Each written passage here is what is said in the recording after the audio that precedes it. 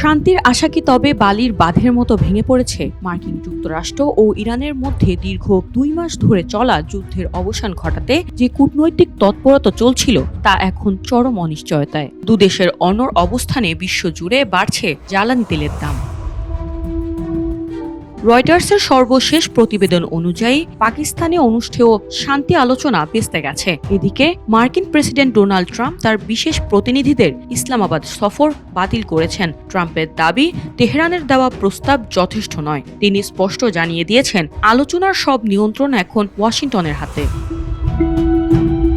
অন্যদিকে পাল্টা হুঙ্কার ছেড়েছেন ইরানি প্রেসিডেন্ট মাসুদ পেজিশকিয়ান। পাকিস্তানের প্রধানমন্ত্রীকে ফোনে তিনি জানান, বন্দরগুলোর ওপর থেকে মার্কিন অবরোধ না সরালে কোনো আলোচনায় বসবে না তেহরান। কারো চাপিয়ে দেওয়া শর্তে মাথানত করতে নারাজ ইরান।